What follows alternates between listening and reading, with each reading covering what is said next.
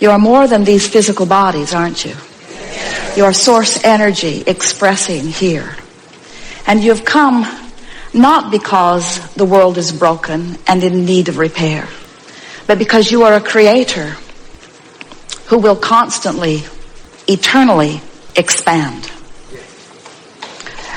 When you find an environment as magnificent as this, that inspires new desire within you all day, every day, and you simultaneously, as the new desire is exploding from you, are aware of where you stand in vibrational relationship to it. So you are bit by bit bringing yourself into alignment with each new idea as it comes.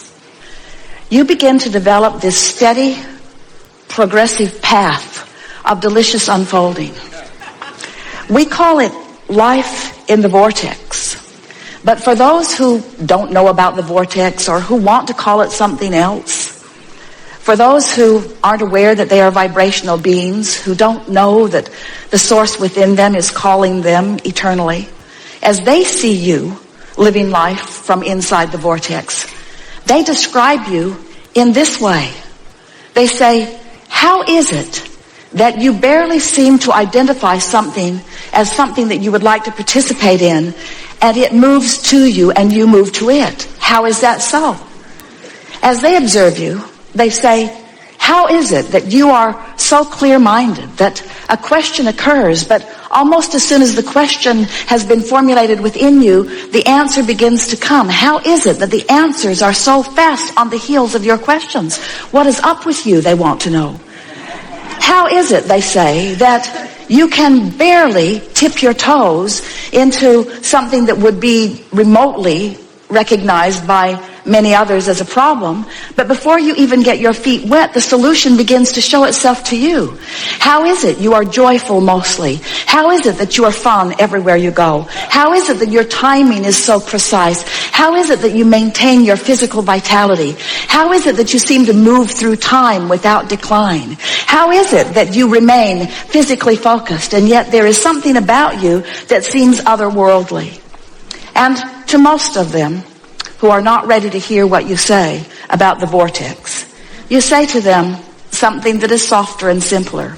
You say, well, I have a philosophy of life that is serving me well.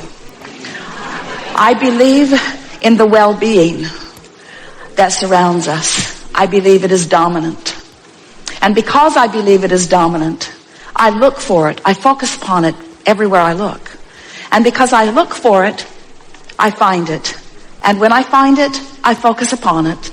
And as I focus upon it, I practice the vibration of it until it's the only thing that can find me. I live in a world of well-being predominantly because well-being is what I look for. In fact, I have a mantra, you might say to them. Today, no matter where I'm going, no matter what I'm doing, no matter who I'm doing it with, it is my dominant intent to look for what I'm wanting to see.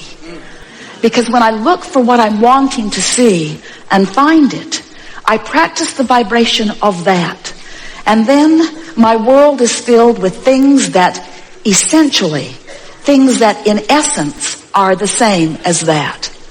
Oh, don't get me wrong, you can say to them. I live in the world, the real world, like you. And from time to time I see those things that I'd rather not see. But I discovered some time ago, you may tell them, that whenever I know clearly what I don't want, I know equally clearly what I do want. And I've just learned to get off of what I don't want and on to what I do want as quickly as possible. When I was really little, I could feel that when someone praised me, it felt really, really good. And in the same way, when someone criticized me, it didn't feel good at all. And I recognized even when I was little that when I praised someone else, it would most likely feel good to them.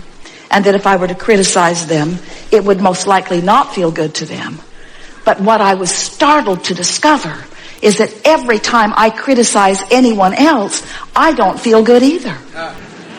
And so I've decided that there is a power in the way I feel. I believe, you may tell them if you want, that we were born into these physical bodies for the purpose of exaggerated and blissful expansion.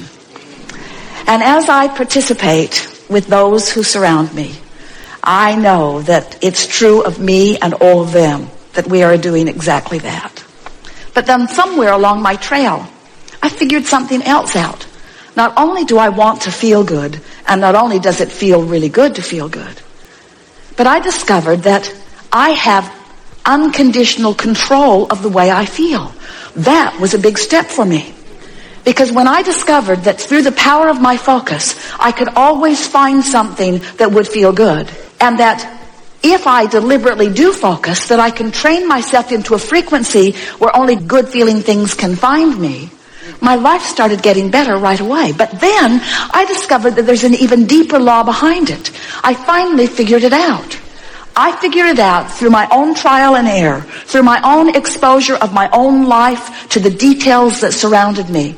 I figured it out that when I am in a moment of appreciation, it feels like the fullness of all that I am is right there appreciating with me. It's as if everything in the heavens is opened up to me, and my ability to see the positive aspect of whatever I am defining becomes fuller and greater. And I also discovered that if I do find something to criticize, it's like I empty out of me. It's like I go somewhere where the larger part of me does not go. So once I got wind of that, once I started figuring out that I am in harmony with that which is source in my joy and in my love and in my praise, and I'm out of harmony in my criticism, in my anger, in my fear, I began to recognize that I was born with this guidance system, that this system within me to let me know not just how to get the most beautiful things in the world. I don't think that is really my purpose, although I don't mind getting it. I discovered that I was born with a guidance system to help me keep up with me. And I discovered that in any moment in time that I'm not keeping up with me, I can't bear it.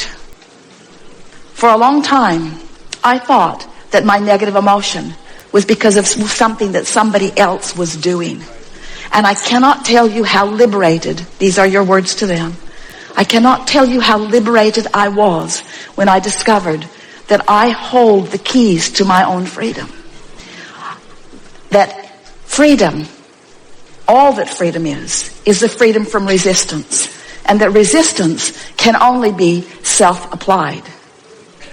Other people can behave in ways that are unpleasing, but I have to look. Other people can behave in ways that don't feel good to them, but unless I give it quite a bit of my attention, I don't get hooked into it, and so it doesn't become part of my experience. Then they may say to you, well, this all sounds good, and I see that you are living a much happier than usual life. But what can I do? How can I get into a better feeling place when I have this that is bothering me and this that is a crisis and these things that have gone wrong? How can I focus upon positive things when there is so much around me that is not positive? And then you say, if you want to, well, I don't know about you, but I decided that it was just a choice that I would have to make. That I could focus upon the problems of the world and perpetuate those. Or I could focus upon the solutions of the world and perpetuate those. And beyond the perpetuation of the solution, I discovered that it feels way better to focus upon the solution than the problem. And so I do it for me, selfishly. I have to tell you, I do it for me. And then they may say to you, oh, I've heard of selfish ones like you who get yourself into a good feeling place and then will not look where it does not feel good. How is it that you can put your head in the sand and not notice what's going on in the world? And then you say, oh, I notice because I was born to do that. I was born to sift through the details of life experience and to choose those things that feel the best to me. And so I want you to know, you can say to them, that I see plenty of things that I don't want to perpetuate, but I don't get hung up in the vibration of that anymore. I move quickly from what I don't want to a statement of what I do want. And then I do my very best to practice the vibration of what I want. a lot of my friends don't want to hang around with me anymore, because when they want to complain and I don't listen with any sort of sincerity, they are annoyed. Sometimes they even get their feelings hurt. And then I discovered something that kept them from getting their feelings hurt. I started practicing it one by one, with friend after friend, with family members, with friends, even with people that I was just meeting standing in line someplace. I began to practice this. It goes like this. So they would say, "How about that? I sure don't like that." And I would say, "Yes, but how about this? This is much better." At which point they would say, "Man, are you blind? Can't you see what's going on?" And so I realized that trying to point out the positive aspects to someone who's standing in the middle of negative aspects wasn't going off very well. In fact, it just annoyed them and made them determined to not be with me. So I decided I had to go underground with it for a while. I decided that I couldn't be so overt about it. I couldn't be so in their face about it.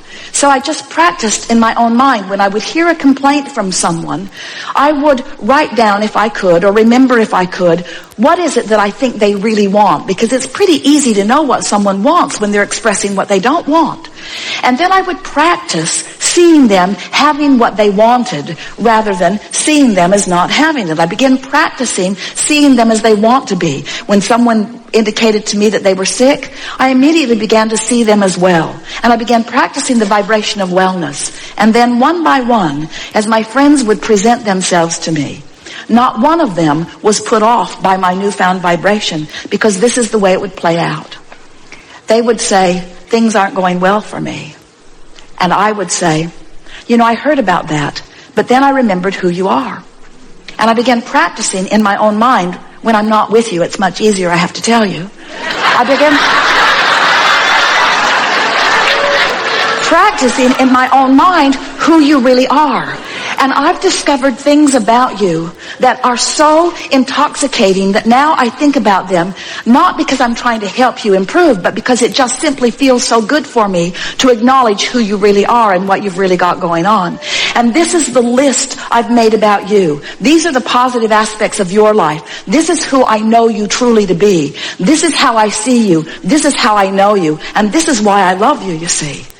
It is our promise to you that as you begin practicing the positive aspects of circumstances and events, of governments, of other governments, of political parties, of people that you know, of family members, of your mothers and your fathers and your children, of your friends, of people that you have formerly called your enemies, as you begin to tune yourself to what this time-space reality is helping you to put in your vortex about them. You see, these aren't just people running around annoying you or pleasing you. These are people running around causing you to build a vortex version of you. They are the reason that you are expanding.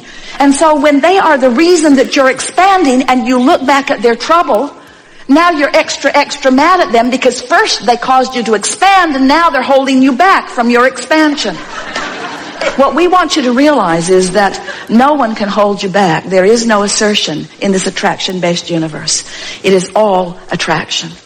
And so, as you begin to play with this a little bit, as you accept that you are vibrational beings first and foremost, as you acknowledge that you and everyone that you are interacting with is causing you to build this magnificent vortex of creation, and that the source within you dwells there and experiences the fullness of all that you have asked for. And as you, little by little, tune yourself to the frequency of that vibration, what you will begin to notice first is that you just feel better. The edge will just lift up off of you. Next, you'll begin to notice that wonderful ideas are flowing to you. You'll begin to notice that your memories of your past are changing, where the good memories are coming forward and the memories that were not so good fade and you can hardly remember them at all. You'll begin to notice that people around you are on your vibrational wavelength. You'll begin to notice that you're thinking something and someone right next to you, even somebody that you don't know very well, will verbalize it, and you'll look at them and feel such camaraderie, such harmony, such co-creative connectivity. You'll say to them, "You may not believe this, but I was just thinking those exact thoughts." We are so on the same vibrational wavelength. And then, not only will the ideas flow, But connections of all kinds will begin to appear in your experience.